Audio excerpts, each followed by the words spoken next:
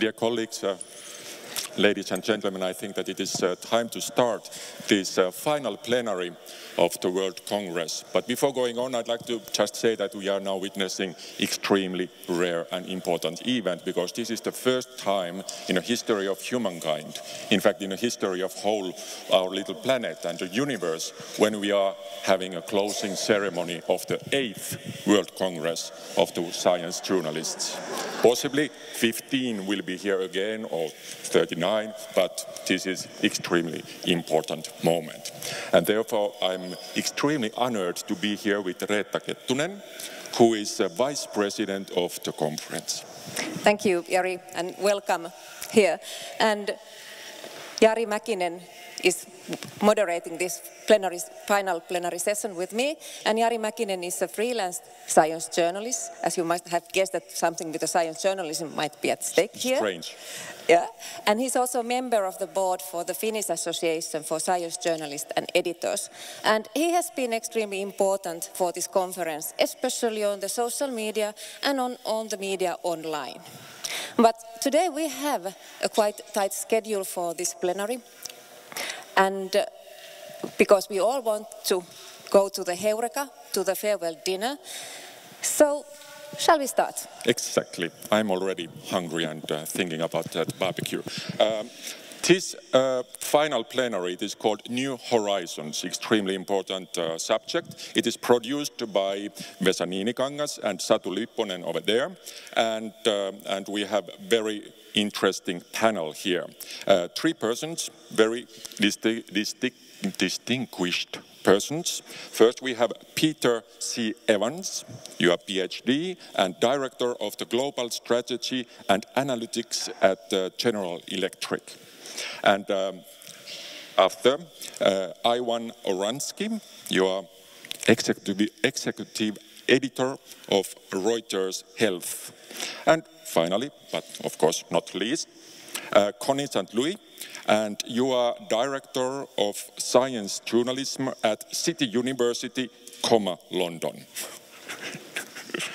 And also broadcaster, journalist, writer and scientist and so on. And somebody might recognize her also from BBC, Radio 4 and World Service. So this is produced by Vesa and Satu, and I'm going to read a little introductory text. So, New Horizons, this closing plenary of the conference outlines the importance of science journalism for the new emerging knowledge-based societies.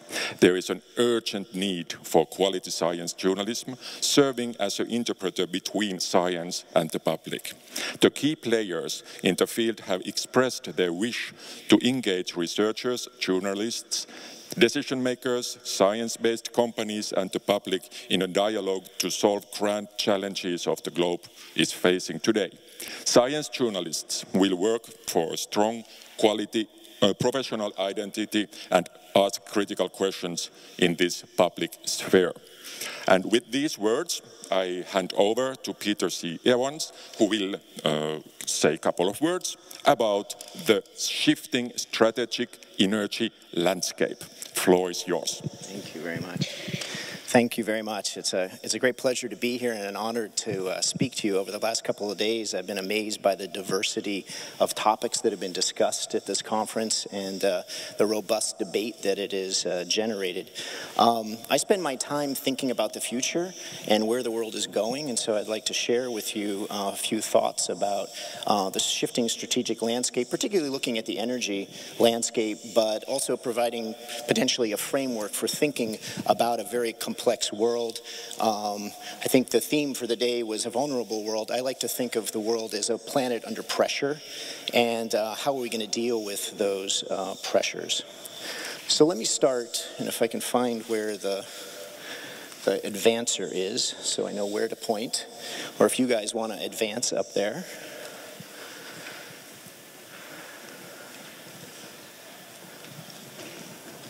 It should be on. Is it here? Oh.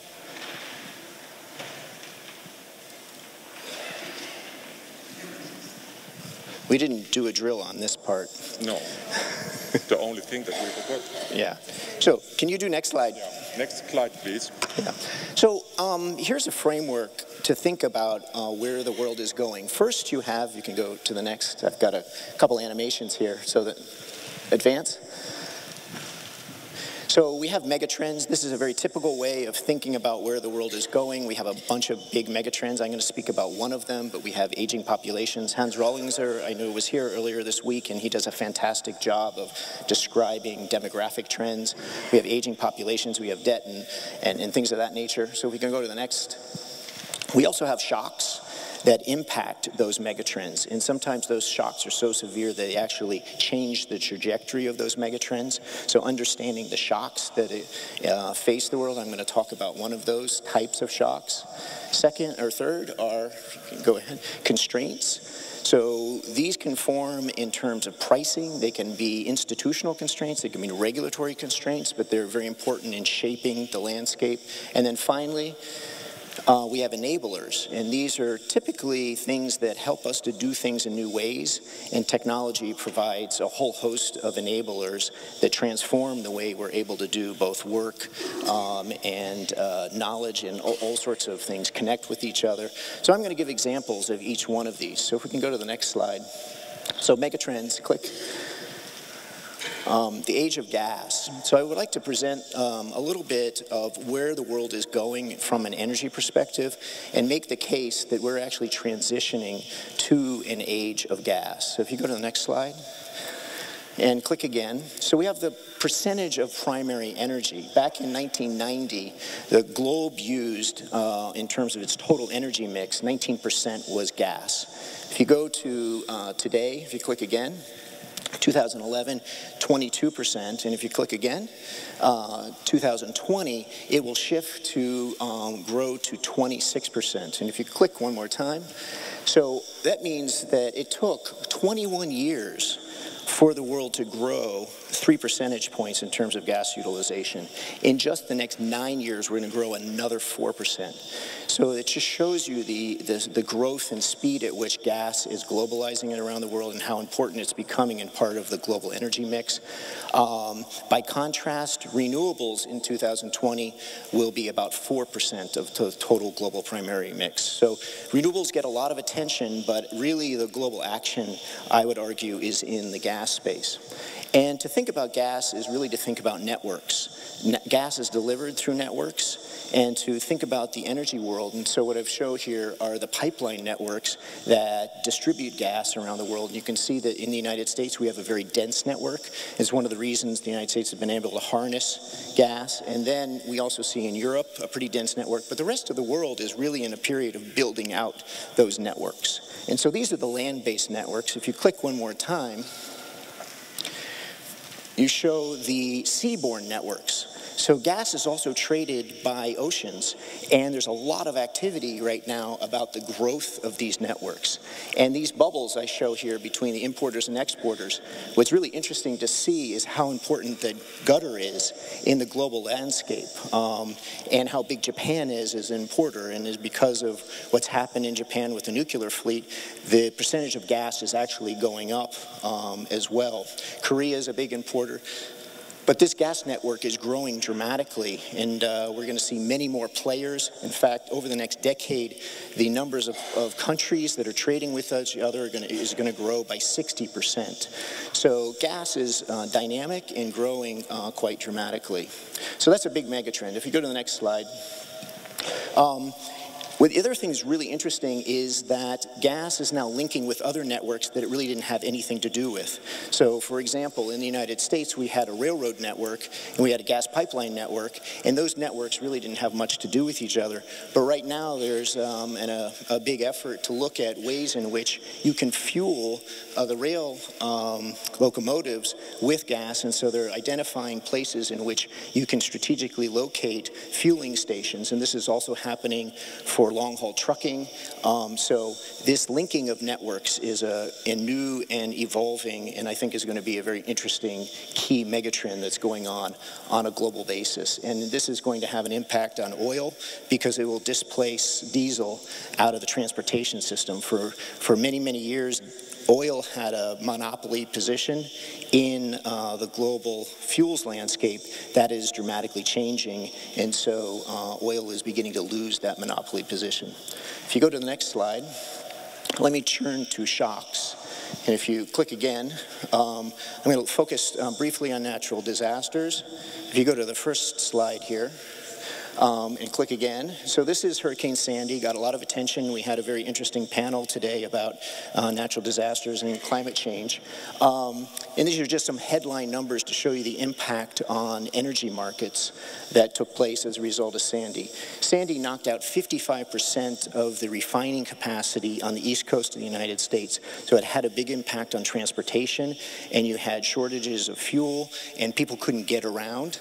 If you go to the next slide, more than 10 million people lost access to electricity as a result of Sandy, some of them for weeks on end.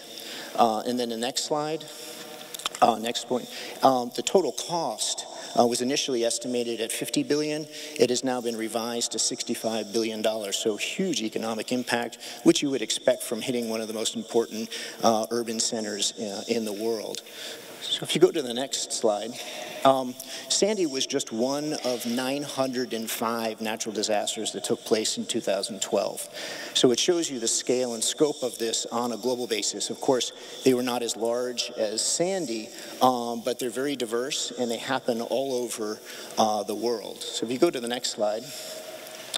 So if you take that trend line of about 800 natural disasters a year and you project forward 15 years, that means over the next 15 years, the world is likely to experience at least 12,000 natural disasters. So it's something to think about in terms, because we typically think of natural disasters when they occur, but not kind of what the future holds in store and what are we doing to plan for these. And so this is leading to, if you go to the next slide, a lot more attention to this concept of resilience, which we talked about in the panel discussion earlier, which is, the world has been focused in terms of how to mitigate carbon emissions. But with the rise of these natural disasters, it's necessarily pushing the world to think about how to build more robust infrastructure. And so I think that we're going to see a tension going forward between mitigation and adaptation.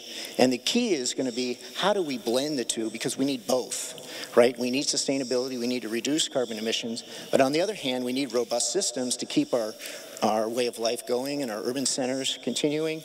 So I call this resilient, sustainable infrastructure.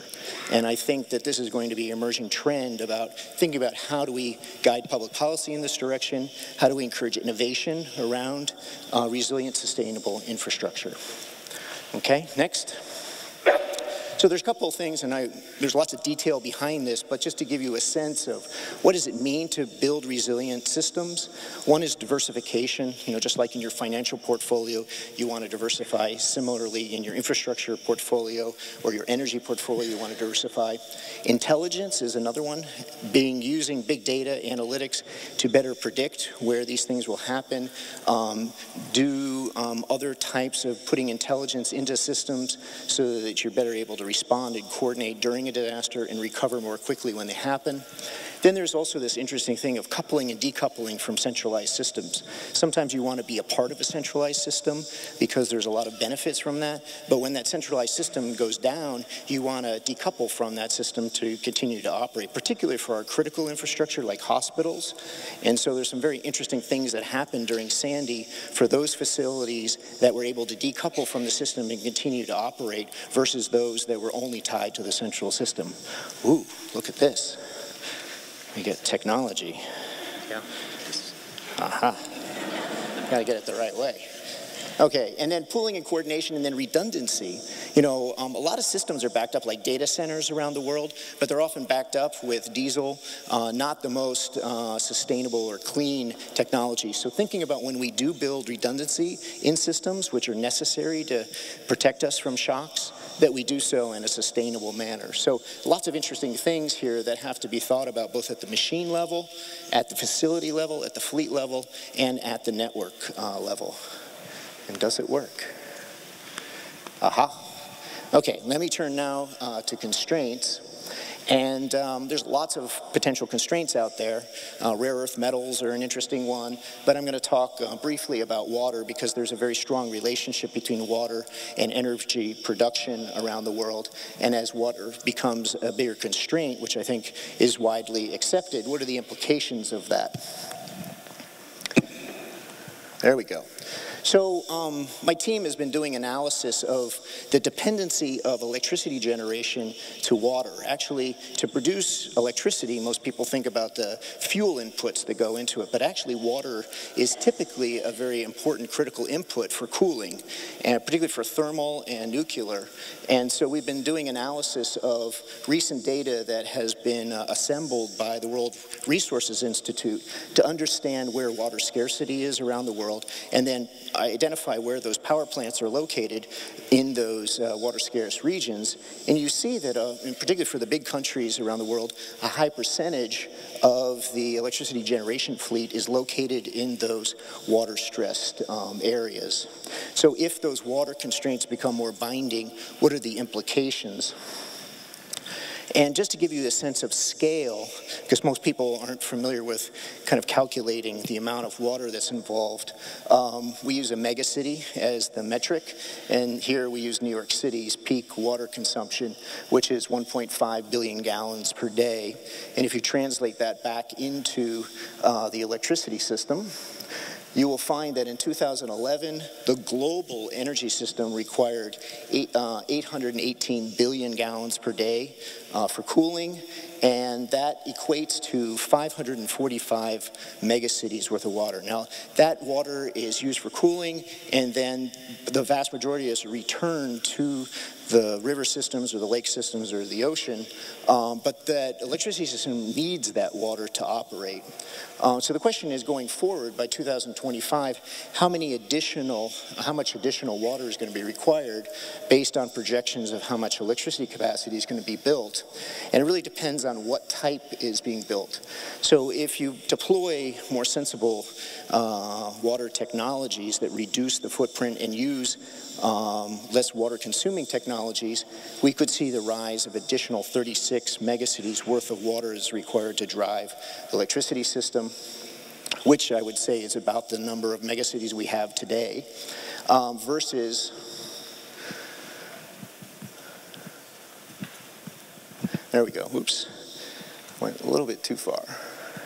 There we go, 115. So on a business as usual case in which there's no change in technology, we're looking at the electricity system in the world requiring an additional 115 megacities worth of water for cooling purposes. So it just shows you the size and scale of the global energy system and the relationship between energy and water.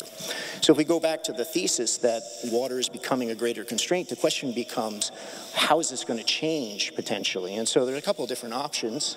One that people write about quite a bit. If you have slides, watch out. This thing is tricky. So one is to have a conflict or a fight between users of water. And so agriculture is going to be pitted against electricity or residential users or urban users. And so that gets a lot of attention. But it's not the only outcome that's possible. Another is to shift to other water sources like brackish water or oceans to cool. But there's only so many locations near the ocean that you can put these big industrial facilities. The other is to there we go. Apply water reduction technology, so you can do dry cooling and other means of cooling the power plants, but with much less water. Or finally, you can shift to zero-use water technologies like wind and solar. And what's interesting is most people don't think of wind and solar as water technologies, but they can become an important solution to the water situation. And you may see people thinking about wind and solar in those terms, not just for climate or carbon reduction reasons, but also when you have water scarcities. Okay, my final section here is on enablers. And here I want to talk about the rise of the industrial internet.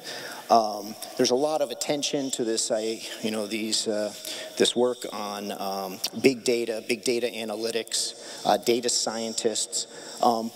And what's interesting is a lot of that's been deployed or talked about in the context of consumer e-commerce or in the social media space, but there's huge potential to deploy and apply in the global industrial system, which makes up about 46% of the global economy. So there's lots of ways of putting sensors, because sensors have become so cheap, and deploy them broadly in machines around the world, and then collect data off of those machines, do the analytics, and then visualize those analytics, and then send them back and deliver them to the people that work in the industrial system to drive greater productivity and achieve other benefits that are associated with just basically doing more with less. I'm going to give you an example here, if this will go. There we go. So this is an engineering drawing of a typical combined power plant. Do you have any idea how many spinning, rotating pieces of machinery are in a typical combined cycle power plant? Not many people knew. I had no idea, and I've been doing energy for a long time. So I called up our engineers, and it turns out that there are 105 pieces of rotating equipment in the typical combined cycle power plant.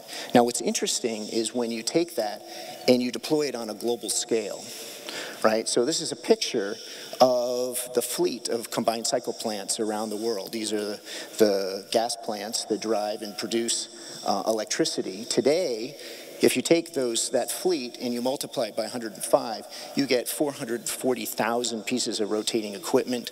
Over the next 15 years, we're likely to see another 2,000 combined cycle plants deployed. That means by 2025, you've got 650,000 pieces of rotating equipment just in the combined power plant fleet.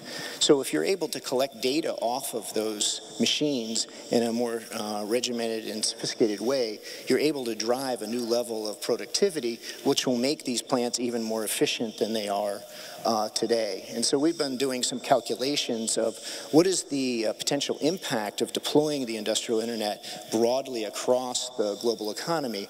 And the power plant example is just a 1% fuel savings by driving greater productivity in those machines can save you $66 billion in fuel savings. Think about other parts of the global industrial system, like in aviation with the thousands of jet engines that exist, the locomotives. Just in the United States, there are 28,000 locomotives. In the oil and gas industry, there are thousands of pieces of equipment. So the potential for using big data and analytics in the industrial system is quite vast. Okay, so that concludes. And so just to recap, the mega trends, the age of gas being a big one going forward.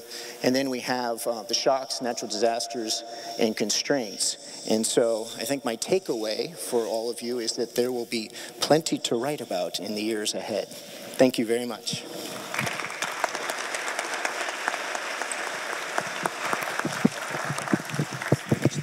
Thank you very much. We do have time for a couple of questions as well. We can do it right now. Any questions? Okay, but there will be another possibility after the panel as well. And the next speaker, Ivan Oransky, go ahead. And your title is Challenges of Medical and Watchdog Science Journalism. Exactly. Thank you. Good afternoon. Thanks to the organizers for inviting me to speak. I thought I would sort of sum up, and I was really trying to be, as I was writing my slides here, predictive in terms of what I thought I would hear. And as is true with most predictions, I was sort of right. But hopefully the themes that I'm going to talk about will, in some way, sort of at least reinforce some that we've heard in the last several days of great discussions, and maybe challenge some, but hopefully we'll get some discussion going. But I want to start in the spirit of summing up some of the things we've heard about by actually eating one of these. This is apparently a honeyed Korean red ginseng slice, which Deborah Blum just handed me. And so, in the spirit of a murder mystery, you will all be the witnesses. If this takes 10 minutes or less to kill me, you will all know what happens. First, I have to get it out of the package.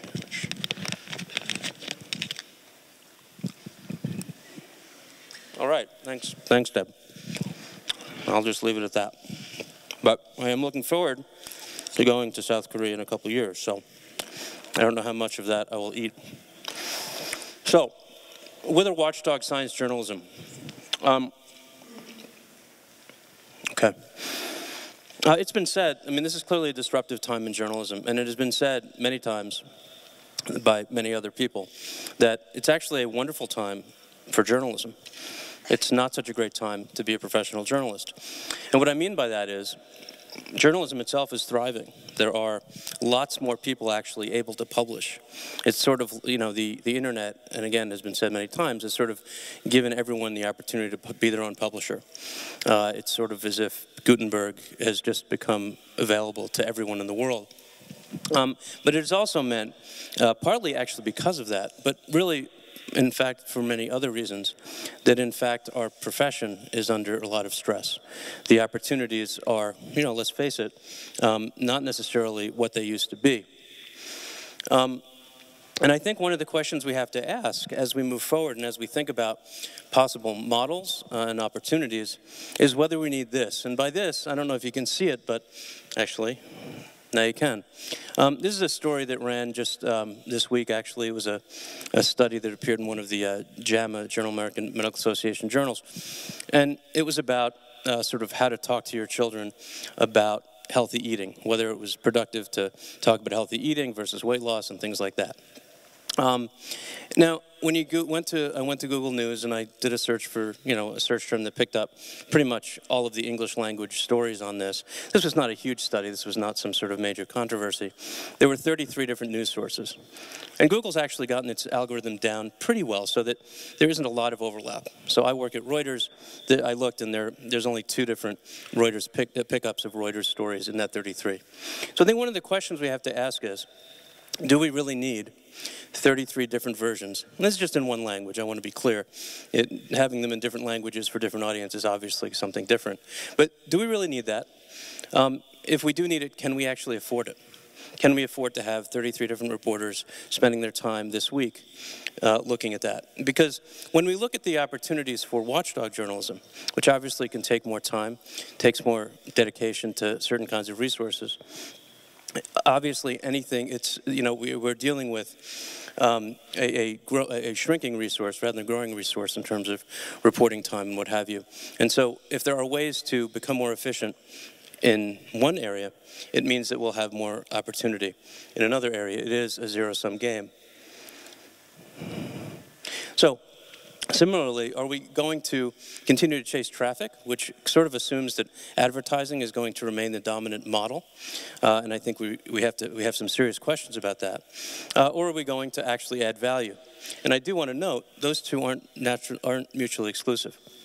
When you actually chase traffic, sometimes it looks like you're chasing traffic, or maybe you actually are chasing traffic, but you're getting a message out about something. But even more importantly, when you are adding value, often you get a bigger audience. Remember, newspaper, whenever the world sort of began to exist, okay, whenever the universe started, newspapers weren't there. So there was no audience when newspapers started, and they all got to a certain percentage of people. They got to a certain penetration of users, of readers. Now we talk about users, of course, on the internet. New sites come up every day. Some of them will flourish and develop users and readers, others won't. And so it's not as though adding value, which is what is, I think, driving a lot of what's happening now, can't build traffic. Can you specialize?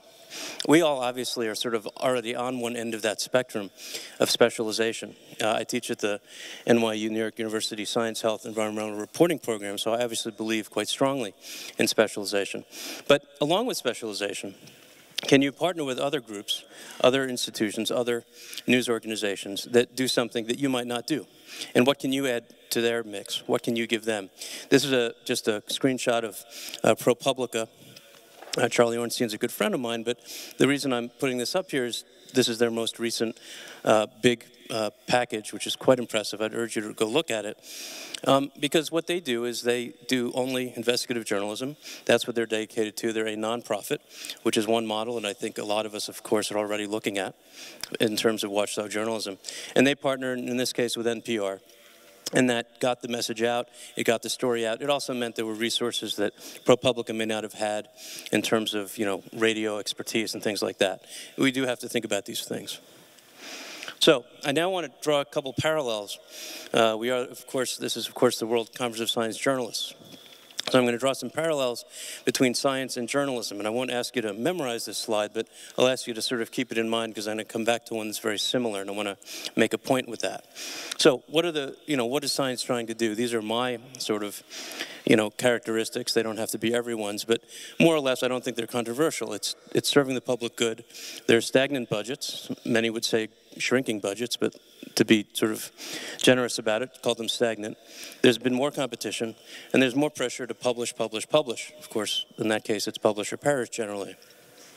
So what have some scientists started to do? Scientists are crowdfunding. We heard, I think on the very first day, it wasn't the first day, on Tuesday, excuse me, a question about potential crowdfunding for journalism, and I'm going to get back to that. But let me show you one example of a scientist. Now, of course, this is Talking Points memo. This is not a science publication. So they sort of had some fun with the headline and said that Ethan Perlstein, who's the scientist here, wants to crowdfund a meth lab. Meth is a big problem in the Midwest of the U.S. That's, of course, crystal methamphetamine. But the point is that what Ethan did was, because he could not get funded for this project he wanted to do, and he obviously wasn't building a typical meth lab, which is where you actually create meth in order to sell it to people. He was actually trying to study crystal methamphetamine. So he actually went out and got onto Kickstarter and got $25,000 to fund his work. Okay, and that's enough for that project. He's not going to go out to Kickstarter for $8 million for a huge grant, but he's probably going to try this again for $25,000 for this project. This one's actually even more interesting. University of Alabama, Birmingham, a professor, Bisaka Sen. Well, she was very frustrated because, and I don't want to get into the details of this, but those of you in the U.S. know that there's actually a ban on federal funding for certain kinds of research into guns, okay? You can think about the politics of that and think about how that happened, which is fascinating, but the point is, if you want to study guns, you want to study whether it's gun control, gun liberalization, whatever you want to study, you can't get federal funding for that. That's a problem if you are, working in a lab and that's your main source of funding. So she didn't go to Kickstarter. She went to a different crowdfunding site.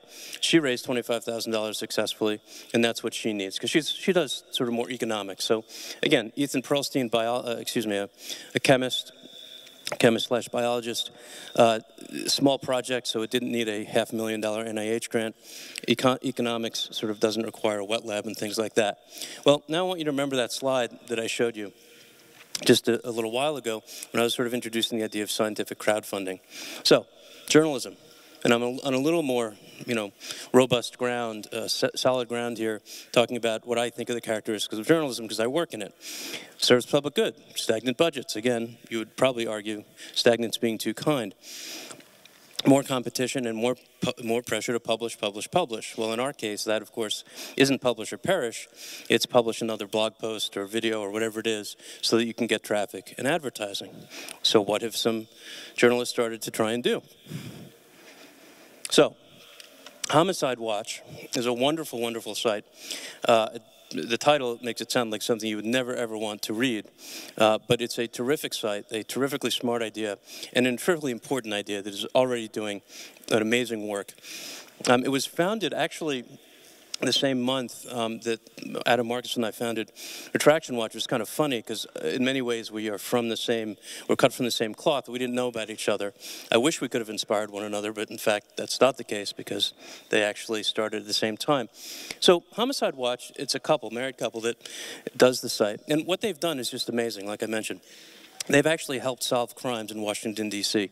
They were tremendously frustrated by what was happening in Washington. And again, those of you in the U.S. are probably familiar with this, but those of you from around the world, Washington, D.C. has a terrible murder rate. And Washington, D.C. is not all what we see on television, the Capitol Hill, the White House. In fact, a lot of Washington, D.C. is quite poor, much of it dominated by African-American population. And that is the population that is really suffering from a really terrible, and I think calling it an epidemic is fair, of gun violence, of murders. And these murders were going ignored, virtually ignored. The newspapers every now and then would have something about something particularly horrific, but hardly any of these were ever solved. And so what this couple decided to do was to actually chronicle, to actually register every single murder that happened in the city of Washington, in the district. They've been able to do that.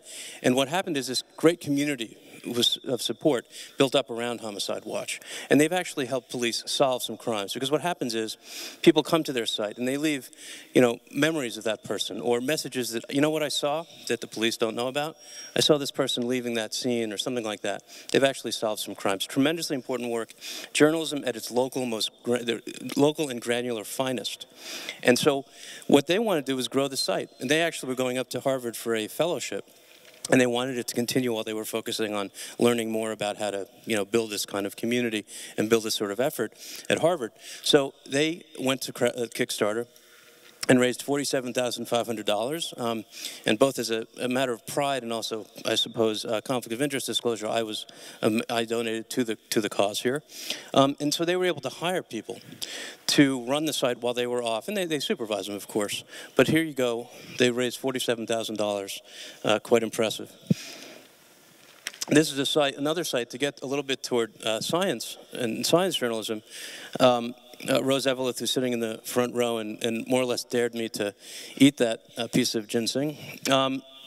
Of course, many of you already know and saw her terrific presentation with some others yesterday, the future killer science journalists. So Rose and a couple other folks have created Science Studio, again, a terrific site that is trying to do all sorts of things, which you can read about and you should go and check out. But they went to Kickstarter, raised the money. Again, I guess, in terms of full disclosure, well, Rose was a student of mine, and I also donated to that one. So I suppose I don't get anything out of it. I just, But I do want to mention that. So here's someone who's doing this in science. And I just want to, again, just get you thinking about that. And I think a lot of you already are. But I want to show you some sort of success stories there. And I'll just close by sort of quoting Jeff Jarvis, and another sort of thing to think about, going back to this idea, do we need 33 different versions of every story, of every study story that comes out? Do what you do best and link to the rest, okay? There's a lot of great work out there. All of us are doing it. We know that. Repeating ourselves, repeating one another's work isn't always sort of the most productive thing. And I would, by the way, include Reuters in that. We obviously have a big footprint, but do we need to be doing a story, every single time there's something? Well, we have to think about that, and that's me and acknowledgement, so thank you.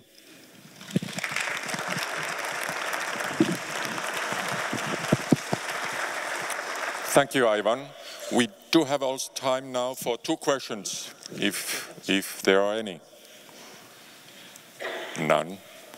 Okay. Then we go ahead. By the way, I got to say that Ivan is also board member of the American Association of Healthcare Journalists. And the next one is also in very important position in journalism, because you are also president of the British Science Writers. And your title is many possibilities of the changing professional journalism, and I think that the word that should be emphasized is professional here. Okay, thank you so much. Thank you so much for asking me to speak. I've had a terrific conference. I hope you guys have as well. So I sort of changed the title a little because I'm an academic now, and you can do that kind of thing. You make your research question fit to what you're going to talk about. So where now for professional science journalism?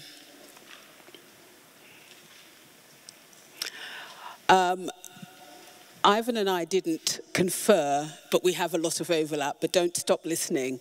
A note of caution to start off with. Remember the opposition. There are people out there who are trying to manipulate, change what you say, and do what you need to do.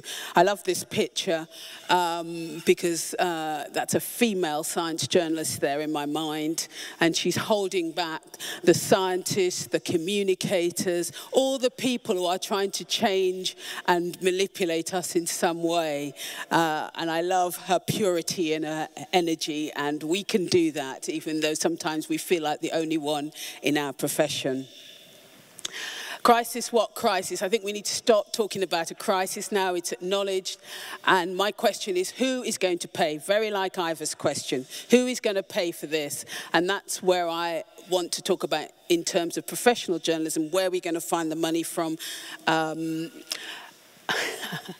I was sitting up late last night and I decided to animate because it's the last thing and you need to be entertained and you've listened a lot. So the first thing I want to say to you, and we're doing this a little bit in the UK Science Journalism Association, we're trying to celebrate some of the great journalism that is been happening in the name of science journalism. So at the moment we're working on pulling together the best of British science journalism, and there's masses of it. You have heard Brian Deere, who is actually not a science journalist, just a journalist who has single-handedly brought down the great rogue in medical science, Andrew Wakefield. And we're going to put together a series of writings that really tell us what we are doing well, because I think part of getting people to give us money is to say, look what we do and look at the difference we make in our society. And please take every opportunity to do it. So even if you've got web presence, put your best work up there. Get your associations to think about doing the same sort of things so we can celebrate. People like to celebrate in different ways, but just take every opportunity. And I think that's got to be one of the main tactics we use to do things. I find different ways of celebrating wherever I am in the world. This, if for those of you who don't know, is the gum boot dance, and I like to do the dancing. So this is one of my ways of celebrating. You find your ways. And this is much more global north way of celebrating. So what are the ways forward here? I'm sorry if I keep forgetting to look over there, but I'm trying to make sure this thing works. I think the future is entrepreneurial. So at my university, we are now trying to make sure that all of our journalists don't just come out with media and soft social media skills and data journalism skills. We're also trying to teach our students to become entrepreneurs. And you have to become entrepreneurs because those precious jobs in those newsrooms are going. And so what you have to do is think of different ways. And I think one of the things I'd also like to reflect on is we've talked a lot about writing, but remember that television and radio are very, very powerful tools. Now, I'm saying that because, of course, I'm a broadcast journalist. I love the radio. I love the spoken word. But it's not just about writing. It's also about video. And I was in a session earlier, some research has been done about where people take most of their opinions about science from, and it is actually from the television. So think about video as well as the word.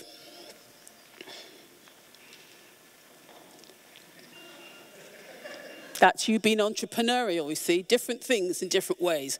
So I didn't talk to Ivan, but we are also going to talk about Kickstart, because I want you all to go open accounts with Kickstart and think of your bit of funding that you're going to ask people for. I'm going to talk about matter, because one of the things I've been deeply interested in the last few years is investigative journalism. There is a paucity of investigative science journalism going on in the UK. And we have a big set of awards in the UK, and we find it very hard to get applications for that category. So one of the things we're trying to do is we're going to start an investigative journalism fund. I know that's also been echoed again in Europe. And one of the other things that I'm hoping we're going to do to try and raise some money for this, so this is the crowdfunding that Ivan was talking about, is raising money. So this is an organisation run by Bobby Johnson and Jim Giles, both ex-British guys. I think they now hang out in the States. And they wanted to do something about the lack of investigative reporting, which is why I bring them here. And so they set out and they tried to earn a bit of money, and they earned an awful lot more money than they wanted to, because everybody knows that there is a crisis in this area. So they got this idea together. You can contact them at readmatter.com. They take beautiful long-form journalism that gives you enough time and enough breadth to write and dig deep into stories. And the reason they're on my mind is because last week we gave them an award in the UK, and they won. They won in a field that was very, very uncrowded, but it was still an excellent entry. And they won. Anil won this. He's another ex-British guy who seems to have gone to America as well, with this amazing piece called Do No Harm. You have to pay 99 cents to buy it, and I would encourage you to buy it. Don't email me and ask me for my free copy. Go on and support that work, because it's a great piece of journalism and you will learn a lot from it. And the Future is also funded. And who funds it? Science. So science may tell us it doesn't have that much money, but I want to put forward a proposal now which says, actually, science, you need us. Maybe you can help us here. And this is not a new idea. If you were in Doha last year, where I was, Alan Leshner came from the AAAS, and he spoke to us. And I think he had the most interesting thing to say for the whole conference. And I asked him for his slides later, because I thought, I need to remember this. And he sent me his slides, and this is what he said. The world badly needs a vibrant science journalist community, and how can we do? He says, we know that science journalism is under great stress in many parts of the world. How can we in science be helpful to you? It's such an important thing. He's asking us. Has anybody got back to him since 2 years ago? How can we in science be helpful to you? We need to go and we need to ask him for the money. And it's very simple. They have money. We don't have any money. They need us. And we need the money. I've got dollars because I was dealing with Alan Leshner. Could have been euros or pounds. For his next slide in that presentation, he said, first, a caveat. Don't worry. I'm not going to tell you how to do your business. I'm not going to tell you. So essentially, what he was saying was, I'm going to give you your independence. I know that we need you, and I'm going to let you do what you want to do. And I think this is going to get repeated across the world by people in science. They're going to let us do what we need to do with the independence that we need to do to get on and make good science journalism. He says, very, very humbly and very honestly, an array of issues within science are not going so well and negatively affect the broader societal context for science. And then he lists them all, and we know them all. We've talked a lot about them this time, which I found very, very encouraging. And so he's talked about misconduct, errors, animal welfare. You've got the list there, you read it. There's a lot of things that are not going well in science, and we don't see proportionally the reporting going on about it. But he acknowledges that this is going on. The other big place is foundations, and it's another thing that we're looking at in the UK, but foundations want to do good, and science journalism also wants to do good, and I think there's a lot of synergies there. So in the UK, we have the Wellcome Trust. We have in Europe the Adesium Foundation, and it's very, very helpful to the World Federation as well. We have Bill and Melinda Gates in working in lots of areas. And we have ProPublica. I didn't confer with Ivan, but I do think they are an excellent model of what is going on in terms of foundations giving money. And they've carried out some amazing investigations. And they've called in, they've used the public, they've used other scientists, they've used other journalists, but they've produced some great results. Go look at their website. And then, of course, there's the Global South. And I was thinking about this late last night, and I was thinking we've got to a point in science journalism, a bit like the Christians got to about 50 or 60 years ago, when they stopped sending out missionaries, and the missionaries started coming back to teach the Western civilizations how to manage things. And I think that we do, at our peril, ignore the Global South with our science journalism. Sorry, I've got this thing not working again.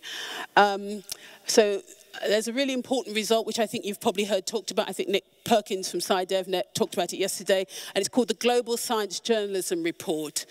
And there is a huge confidence about science journalism in the Global South, and we need to get a little bit more of that great enthusiasm that they have. And they're doing things slightly different as well, and there's an awful lot we can learn. And I'm very keen that we don't patronize the things that they're doing, and that we start to learn from them, because I think there is going to be a lot of reverse things that we can learn from them. So, my final note of caution, it's the public, stupid. It's always about the public. The reason I'm a journalist and continue to do journalism is because I believe passionately in what I do. I want to encourage you to keep on believing passionately in what you do. And it's not about you, it's about the public. And so, on their behalf, be very excellent, critical, and original. And remember who we serve. I don't know why that little animation. I love the way my animations, that was it. Always an animation. I think that's my last slide. Thank you very much.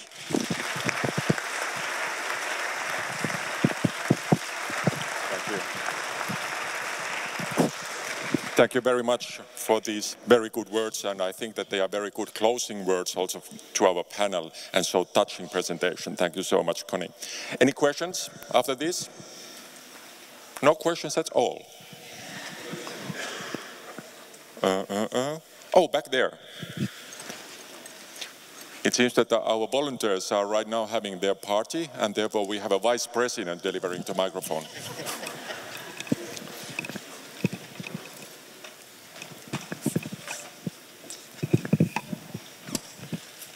My name is Dironi Fadi. I'm from Nigeria. I had a long career on television, and now I publish my own website called africasti.com. So I can relate very well to the fact that finding money is an issue in our profession. So I want to take on Connie on the area where he said the future is entrepreneurial.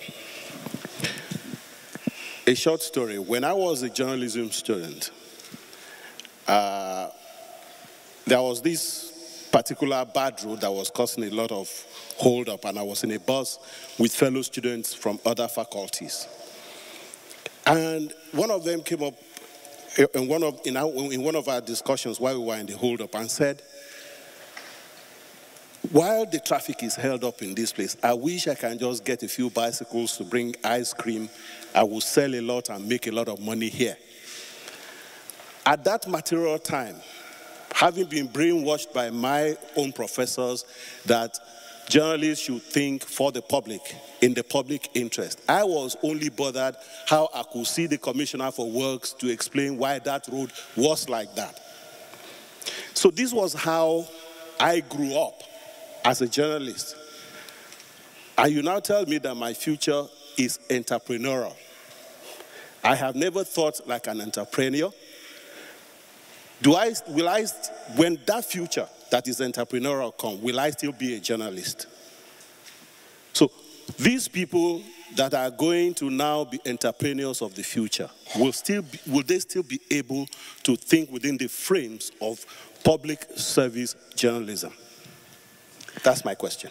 I think that's a great question, Diran, and it's one that we debate a lot at my university, because one of the things that we thought about when we brought in these entrepreneurial models was that it was so anti-journalism, you know, the idea of business models, and we make our students build business models and do budgets and financial planning.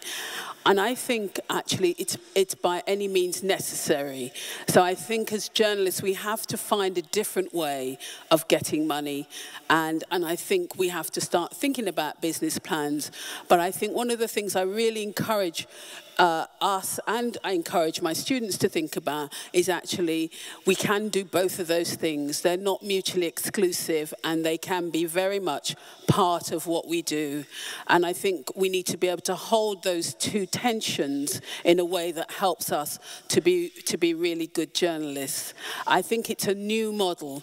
And one of the things I've also seen from our graduates from our universities is they go into traditional industry, and they have a skill set that traditional journalists don't have. And so people are asking them, and they get promoted very quickly because of this particular skill set. And one of them is the fact that they understand business as well. So I think it's the new world. I think we have to do it. But I also think that we also have to remain very true to what journalism is. And I think it's possible to do both. I don't know if anybody else wants to say anything.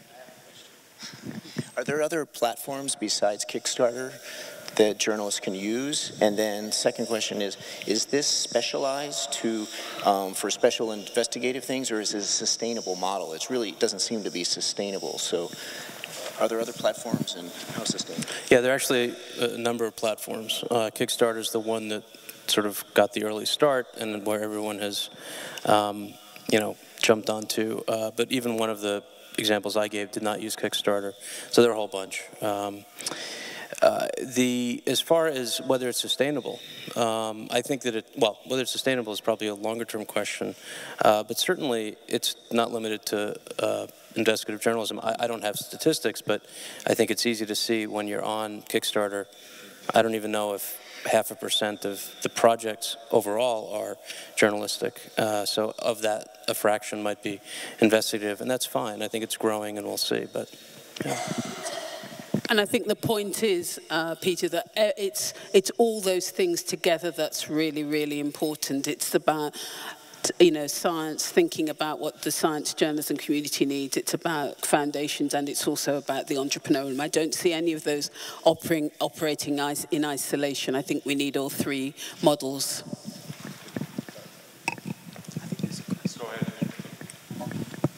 Thanks. Hi, Alok Shah from The Guardian. Thank you for your speeches. I'd like to raise a point and ask a question as well. Connie, what you said about on business models is very important. I'd like to learn about business models and things. Most reporters are kind of lone wolves who don't like working in teams, generally speaking, and this idea of working out how to make money and write business plans, incredibly important. I think all of us could learn that, not just the new guys. I'm a bit worried about that. One of your ideas, though, about science, funding science journalism, because why should I trust anything written by someone who is funded by a scientific organization? I think that therefore we're fundamentally not meant to be on side with them. We're meant to criticize and critique and all of those things. I don't know if someone who's funded by the MRC, the Medical Research Council of England, to do science reporting in health is someone I wouldn't just treat as another science writer from the MRC. I mean, good for information, but not a journalist in that respect. I say that as a provocative thing, but I'd like to know what other people in the room think. Organisations like the Wellcome Trust and things, if you get grants from them and there are clear written guidelines that there's no interference, fine. I think there's nothing wrong with that. I raised the issue of the Wellcome Trust new magazine in one of the other plenaries, which no one sort of took which is a magazine going to be funded to do long-form journalism, but with people from the marketing department at Wellcome Trust as the editor. So do you trust them? I mean, they're nice people, all of them, but do you trust that? I just think there's a real blurring there that we need to be very wary of. And one final point I'll make, which is more of a general point about the conference, and which I'd like to see addressed, is we're celebrating the future of lots of things. I think that's great. But there is this tacit sort of sneering at mainstream press from all of us here. It's like, we're only doing all these things on blogs and on all these other entrepreneurial things because mainstream press has let us down.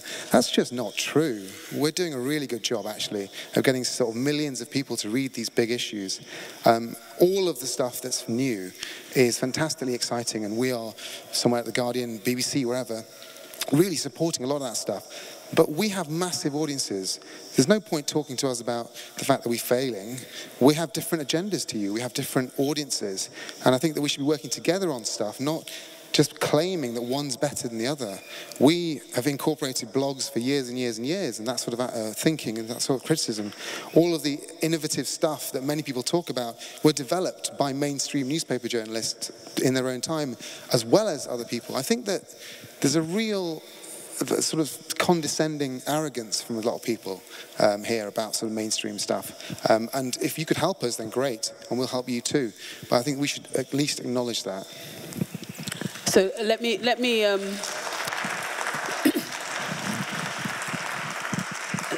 pick up on a couple of things, and then I'll ask my colleagues to respond to some other things. I'm not the slightest bit condescending about mainstream press. I think your jobs are very hard and you're very time poor, but actually I think given what you're doing, it's very, very important. I don't think anything in my presentation suggested that. I am talking about where journalism is going, and the future is also not just print, and that's a really important point. Most people are watching television and they're not necessarily all reading print, and I was making that point, that print and radio are becoming equally as important in this vista of what is the media. And I won't apologize for that. I think it's really important. I think also, Alok, you sat on a panel talking about blogging, and you could have made that point, and it would have been a really interesting point to make, that the mainstream press are doing an awful lot of things. I think I did hear you make that point. I think also that one of the things that has happened is that we've got a sort of, let's put science out there, and it's more about not investigating science, but let's tell people about science thing. And so a lot of the broadsheets and the tabloids have, 100 things you should know about science. I'm using that very crudely, but I think also there needs to be more space for what I call reporting science, as well as just translating science. And I think I hear your concerns about the science thing. I think what we need is more explicit acknowledgement of how much science influences journalism at the moment. So yes, there's enormous amounts of tensions, which I've talked about many times, with a huge amount of communication that's happening, and a great number of science journalists not thinking about the agenda of some of those communications. What I'm saying is, when we go to science and we ask science for money, is that we negotiate a way that there is a firewall between us and science. And I think that's possible. And I think Alan Leshner was saying, and I thought it was a really interesting thing, actually, they have some responsibility. So I'm not talking about us being too close, and I've talked about that too often. I think sometimes science journalists are too close to science. I'm talking about an independent pot of money that maybe has to go through a foundation or something to make it a little bit more cleaner and to make a bit more of a grab. But in no way am I criticising mainstream press. I'll pass it along for other comments. Alec, I think you raised some really important points. I mean, and we have to discuss that. As far as any of my comments or any other comments that I've heard, I mean, obviously my full-time salary is paid by a pretty big mainstream media outlet. So if I'm criticizing myself, I suppose. But actually, I don't think I was. What I was trying to say was, in using the ProPublica, for example, as an example, the point there is that ProPublica will never have the kind of reach that NPR does. They'll never have the kind of reach that the Washington Post does. Those are two of their big partners. They partner with others. That's why they partner with them. So, in fact, it's a complementary thing. And it in no way diminishes what the Washington Post and NPR do on their own as far as investigative journalism. That's my opinion. As far as the question about science, I actually have the same sort of concerns, but in terms of science funding journalism. And maybe this is because I'm in the US and I work in health journalism in particular, where health journalism would be in even worse shape, and I mean financially, I'm not talking about the quality necessarily, if we didn't have this completely unique thing that we have in the United States, which is direct-to-consumer advertising of pharmaceuticals, okay? In no other country can you advertise drugs directly to consumers in mainstream press. You can only do it, through outlets directed at doctors and other prescribers. So that's about $6 billion in advertising that the newspaper, television, etc., radio would not have if it weren't for that. And I think that we're deluding ourselves if we think that the firewalls that have been set up are actually sort of as effective as what we'd like them to be. And that's that was awkward. I didn't mean it exactly that way. My point is, I don't think those firewalls are as effective as we think they are, not so much because any particular company can walk in and say, don't do that story or anything like that, but if editors know that the reason they have a section or the reason they have 12 minutes on the nightly news during sweeps is that certain companies and certain industries are funding them, I like to think I'm sort of a pretty critical thinker, and I can't see how that isn't affecting, at least, if not the tenor of coverage, certainly the amount of coverage of certain things, and other things aren't being covered. So what I'm saying is I'm just not sure how different it is. I'm not rushing to do what Connie's suggesting, and I think even Connie's not rushing to do it, but I do think it isn't so black and white that would be such a new thing. And my name is Deborah Blum. I'm a blogger for Wired. And I'm completely changing the subject. This is for you, Peter. I tweeted your estimate of 12,000 natural disasters, and the people in my Twitter feed sent back these very cranky responses indicating that if I was a better journalist, I wouldn't have just tweeted that without knowing more about it. Where did you get that number? What kind of natural disasters are you talking about? How does that compare to other natural disasters? Could you put that figure into some kind of context?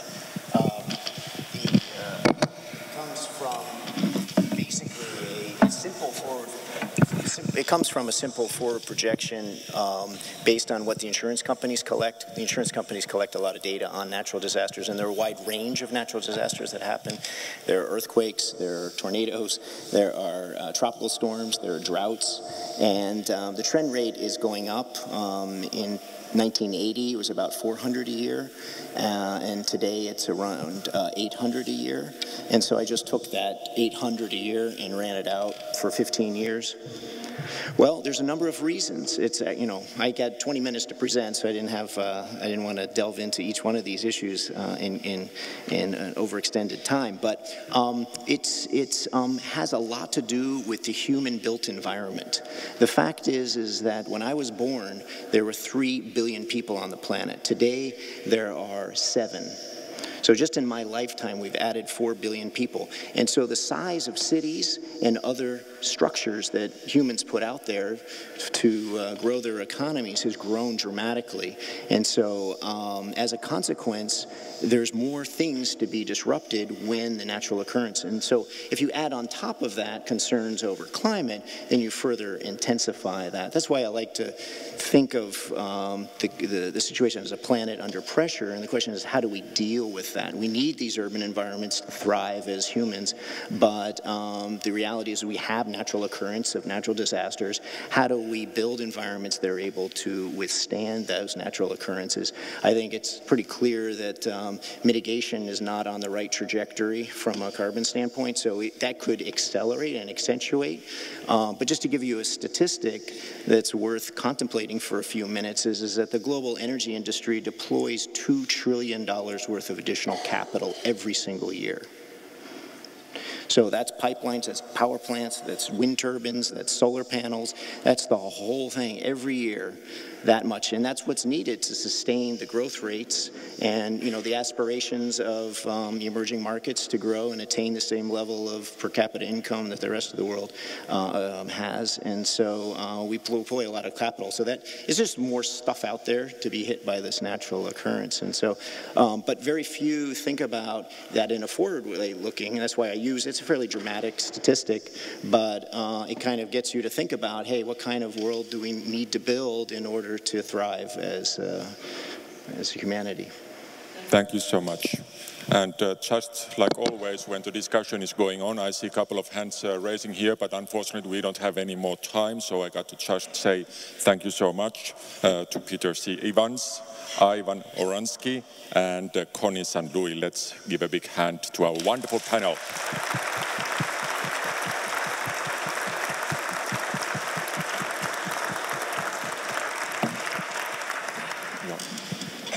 So we are now turning from the final plenary to the closing ceremony, and I guess we have some dancing right now, just like in an opening ceremony, or is it so? Well, no. Sorry to disappoint you, but I'm not going to dance. But if you are wondering, what about this costume? I guess you have guessed that this is a traditional Finnish national costume. We wear these kind of costumes in all grand occasions, like the grand presidential ball on our Independence Day. So I'm going to surely wear this on this once-in-a-lifetime event on this closing ceremony for our wonderful conference. And as you can see, Finns have been always very technology-minded and advanced in their time, because this is nicely credit card-sized. Or for a small mobile phone. Exactly. I'm wearing this dress to honor the World Federation for Science Journalists. I wish to thank you that you gave the trust on us Finns, and we got the chance to organize this conference in Finland, in Helsinki this year. I also honoring by having this dress, which is coming from the Iitti parish, all the wonderful speakers we have had and heard over the days here. So thank you so much. I'm also thanking you, the dear participants of the conference. We, the organizers for the conference, can do only so little for the success of a conference. We can provide you the platform, the venue, the occasion, but the rest, the success, is dependent on the interaction of all the participants here, the speakers, the audience, the way you interact during the sessions, between the sessions, after the sessions, during the social program. So thank you. But Jari, I think I know your suit as well. Is there a story behind your suit? In fact, there is, because when Helsinki tried to bid for the first time this World Conference, we had the bidding presentation in London, and I'm wearing exactly the same clothes that I had over there. And just like all the science journalists, I'm washing my suit only once in a decade, so it has not been washed since that. Anyway, I think that we turn now to Satu Lipponen, who will say, I guess, a couple of words.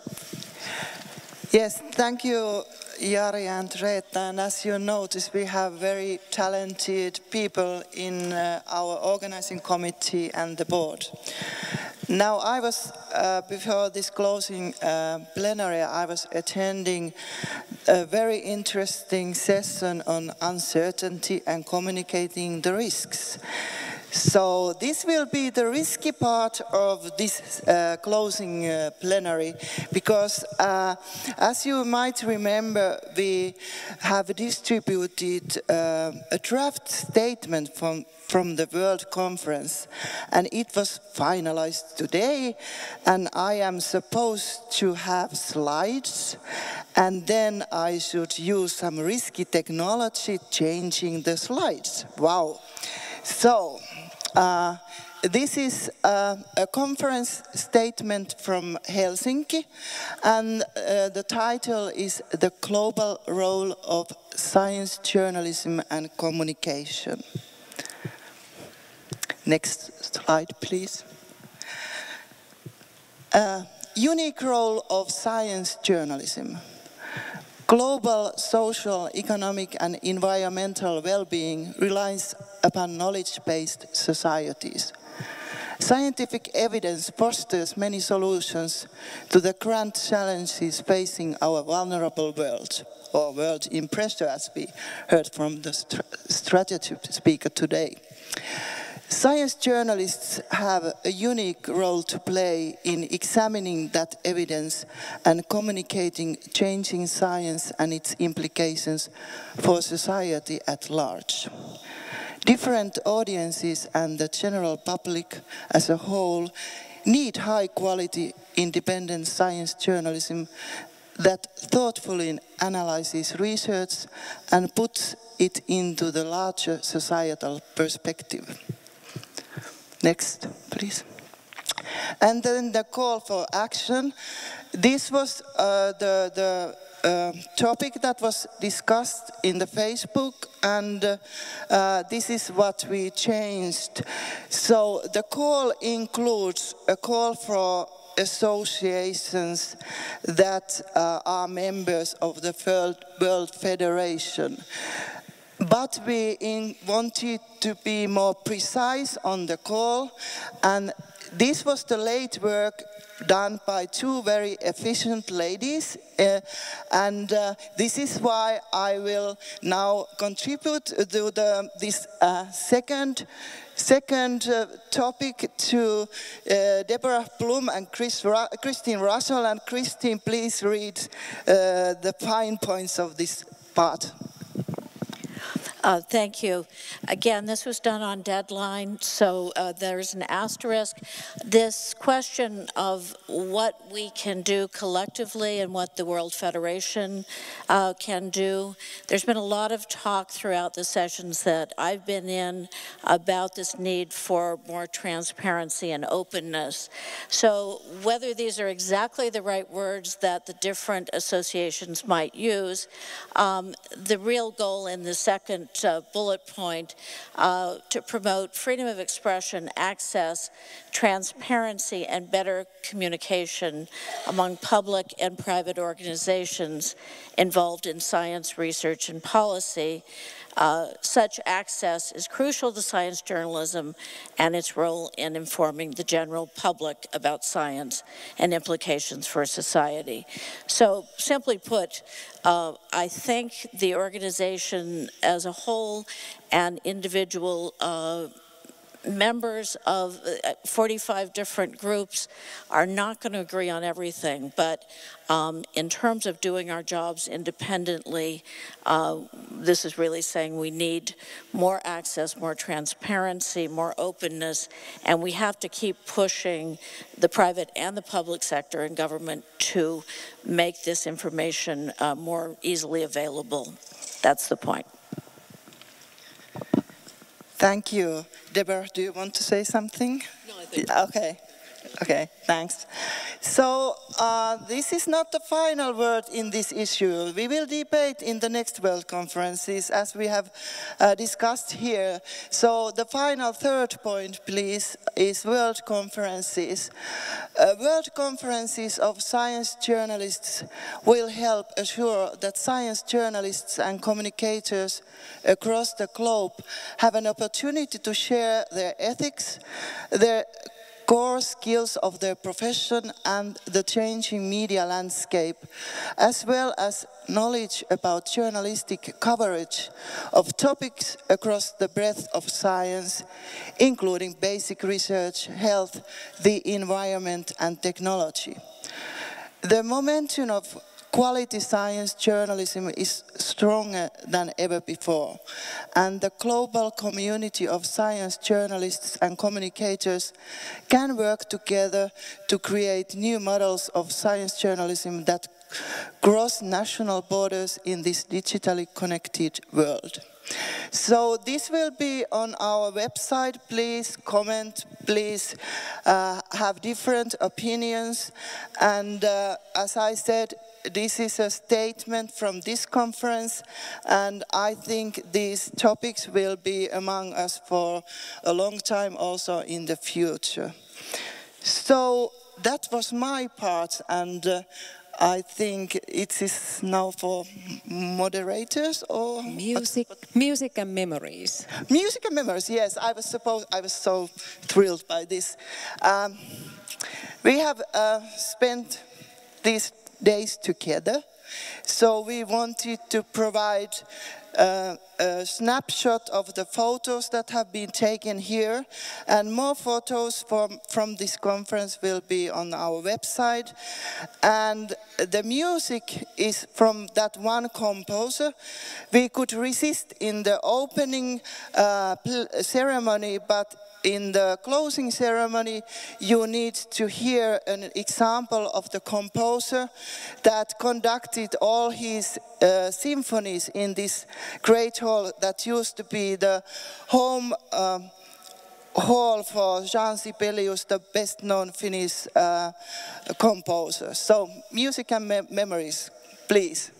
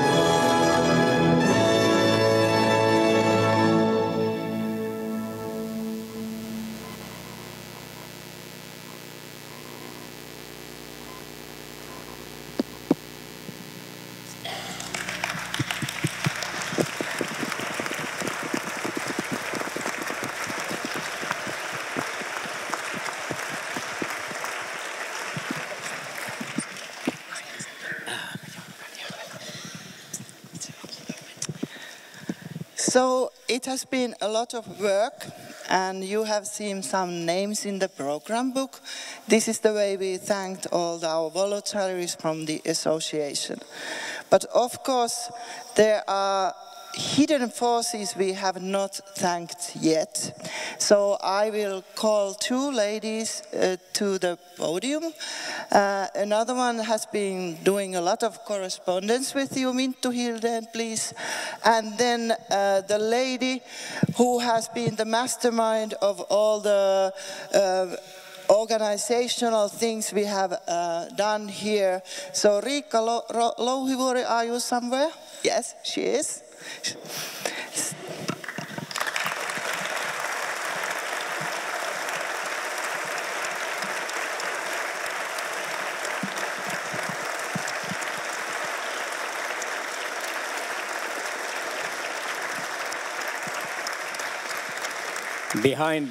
Behind all this we have seen during these 4 days, and you will see tomorrow more.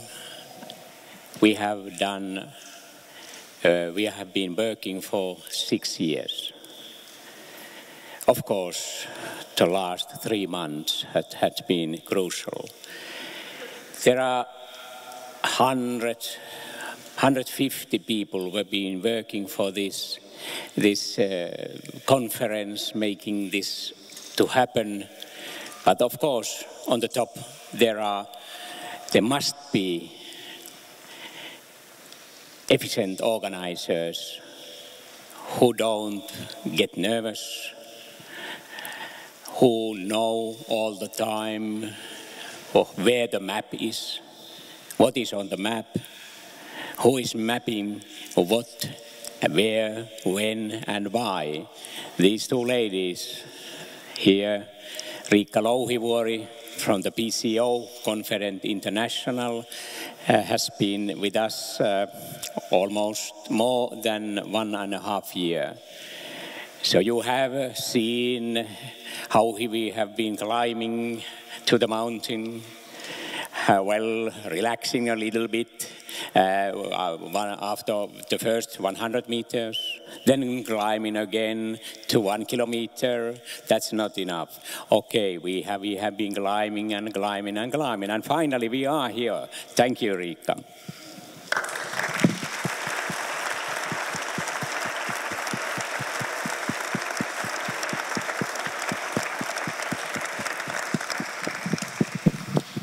Yes, and of course we need people who, when the train, this is like a train, well, we have been moving, and the locomotive has been going on all the time. Sometimes it's just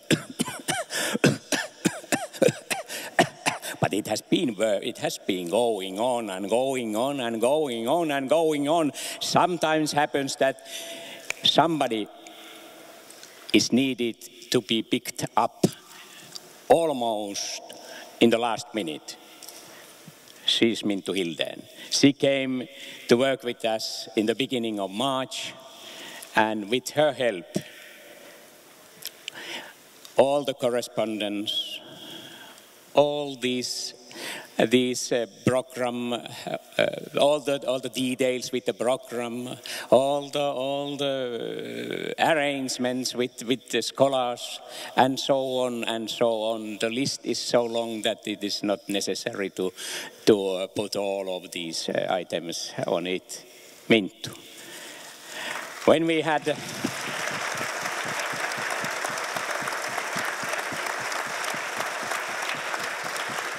we met 4th of March, I said, this will not be an easy trip. Are you sure you want to take this? And she said, why not? I asked after 1 month, are you still sure? Oh, yes, I am. And now we are here. Without your help, I don't know where we would be. I perhaps still lying on the hospital, and the others, who knows. But here we are, and that's the only meaningful thing right now. Thank you, Minttu.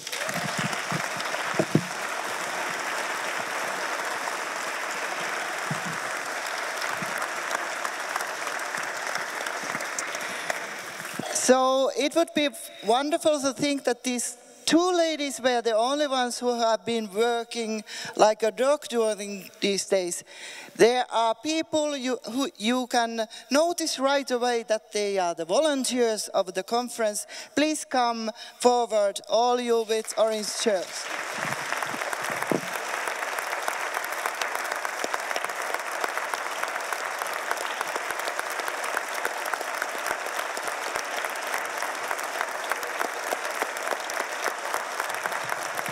Come, come.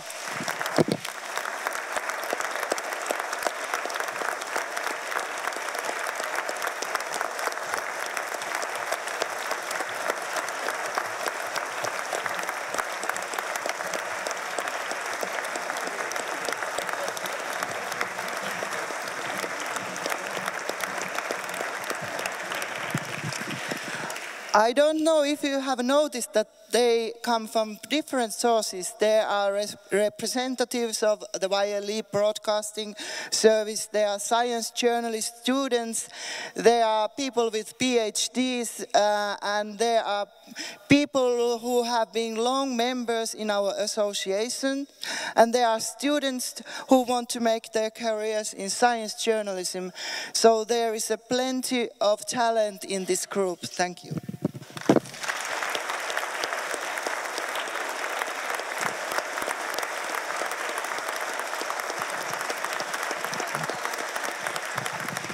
And there was one person who couldn't come here because he's sitting upstairs. He's the board member Mikko Suominen, a man without nerves. He's always calm, and every time panic is about to come, like today with the technology, Mikko comes and takes care of the things. So Mikko, wave your hand.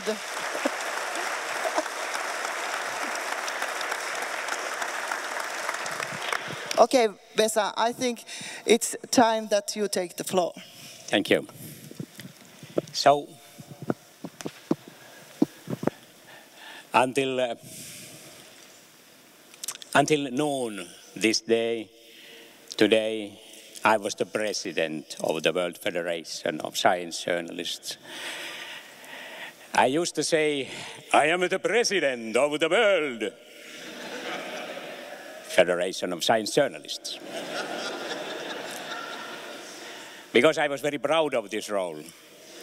And when I took steering this flagship, we were going in a storming weather. Now we have cleared us from the storming weather, made big changes in the establishment of the federation, made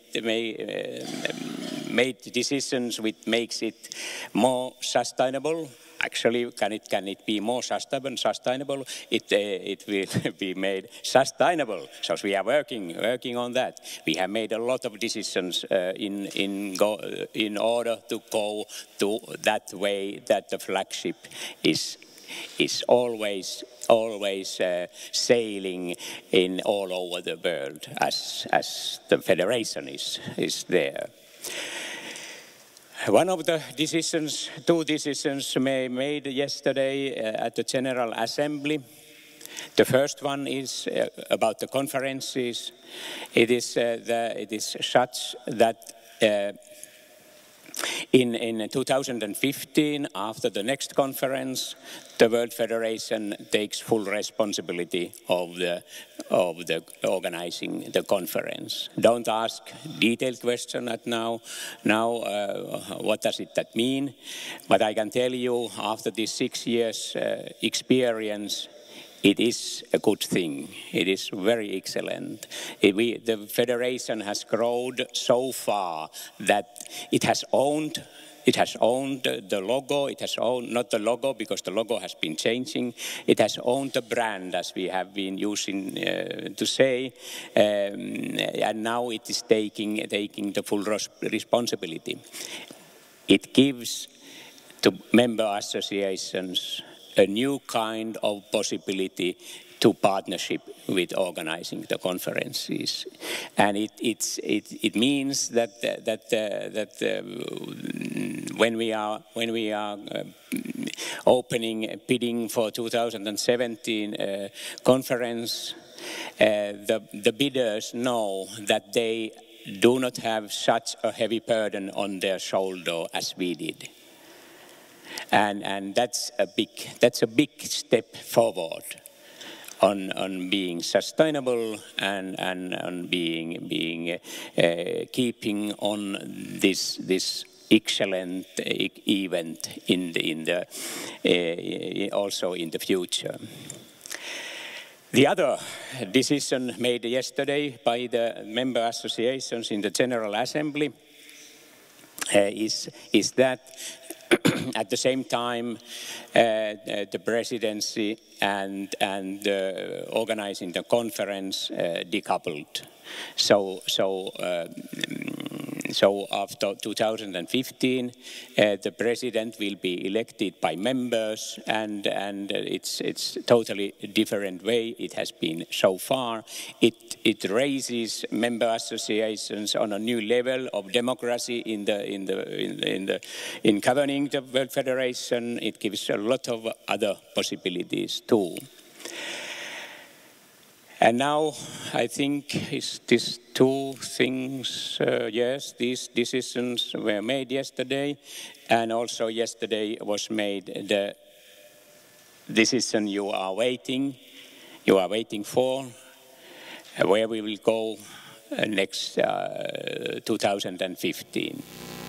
There were 3 bidders, 2 associations, science journalist associations from Kenya, South African Association and Korean Association of Science Journalists who were bidding for the World Conference. The next 8th World Conference of Science Journalists. When there are strong bids, the board needs to consider very carefully the decision. I think it has been every time the same. It was now the same. Thinking about advantages and disadvantages of each way of going forward. The World Federation has been invested in science journalism and training of science journalists and helping establishing science journalists in Africa for 7 years now. It is a huge work the Federation has done on the African continent. Keeping this in mind, the board considered what can be the new openings of the Federation. We had 2 choices: continue working with Africa, in Africa, or opening doors to Asia, and Asian doors to the world. The decision is on the latter one. The Korean Association won the bid with their excellent bid. And this is the last time when the bidding association also has had a candidate for presidency. Now I will invite to the podium the new president of the World Federation of Science Journalists.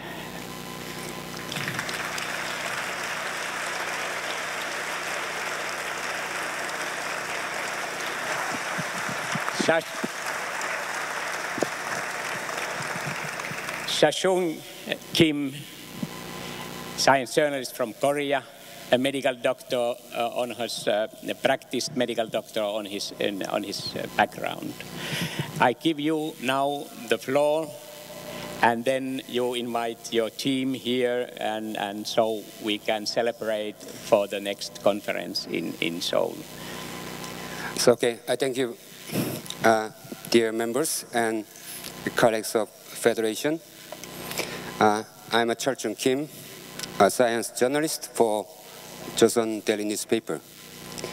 It is a great honor to be a sixth president of the Federation. I assure you, I will do my best to fulfill this great responsibility. As you know, so we, the science journalists, are faced with various challenges. The influence of traditional science journalism is decreasing. On the other hand, social network service, open source journalism, crowdfunding journalism, and so on. The new communication tools are emerging in this field. Now is the time to seriously think about the future of science journalists. I believe the crisis is not on science journalism, but in science journalists. The World Federation will work with you to overcome the challenges. The Federation should be at the center of making that our mission come true. So I will try to gain an understanding of the geography of science journalism in different regions and nations around the world. According to that, I will improve communication among the members and build and extend our capacities. And I'm going to attract new members and increase the international visibilities of the Federation. In addition, I will take much more effort to support the young science journalists. I was once a medical doctor, taking care of the health of others. But I became a science journalist like you for better life of humankind. Now, my fellow colleagues and friends, let's work together for the future. Thank you.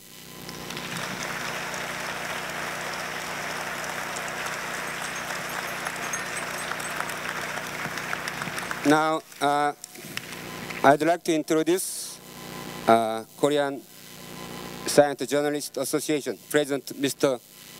Shim. Mr. Shim will introduce a short presentation about the next conference, World Conference 2015 in Seoul.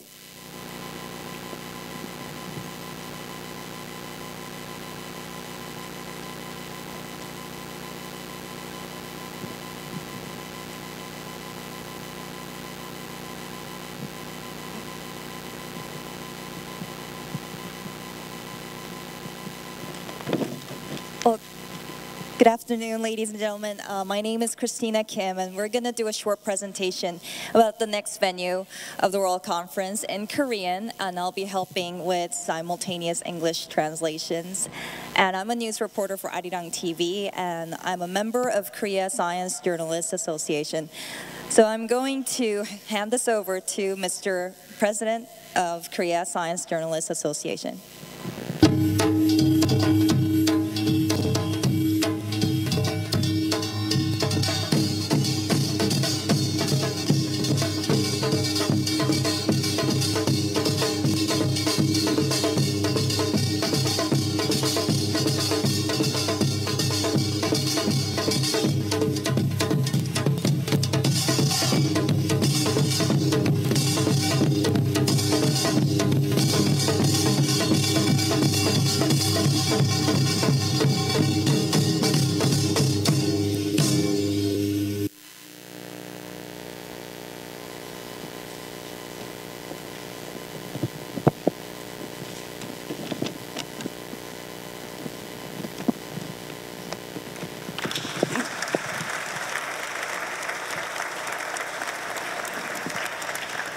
존경하는 연맹 회원 여러분, 한국과학기자협회장 심재혁입니다.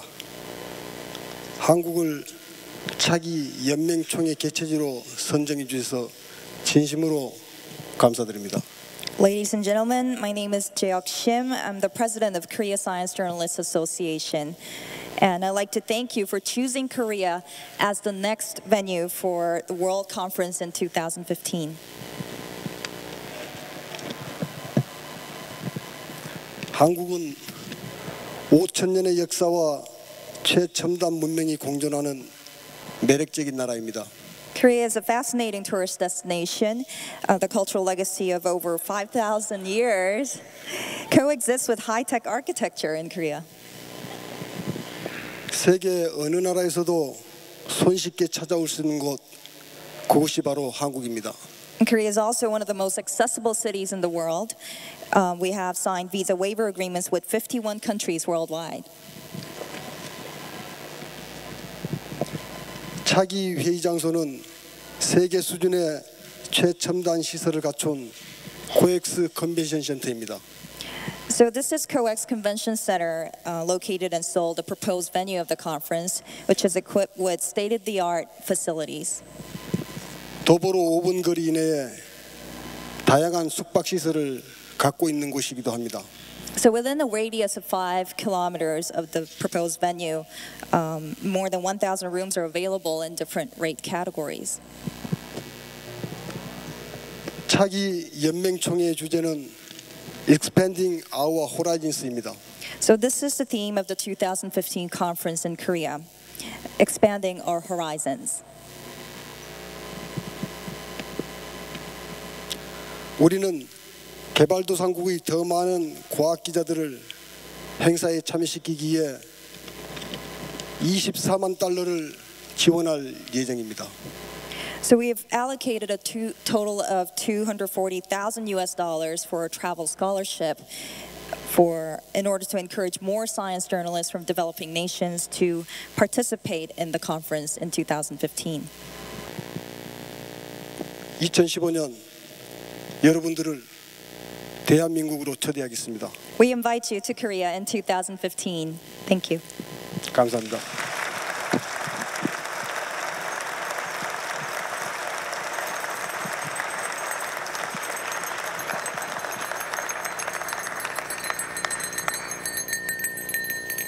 If you close your eyes, you can imagine you are in Lapland. This is the bell over reindeer. It's running, it's running. We are via Siberia to Seoul. Okay, I will give you this bell because you need sometimes to wake up your colleagues. Thank you.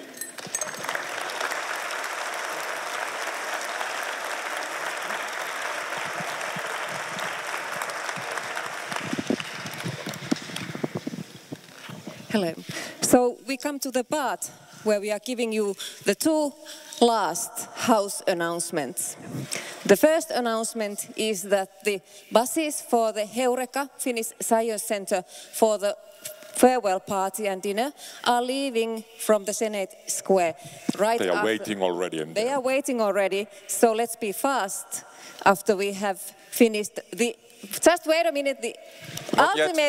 One more thing. Ultimate last house announcement. Let us give a big hand also to Vesa and Satu. Because nobody has been applauding to you.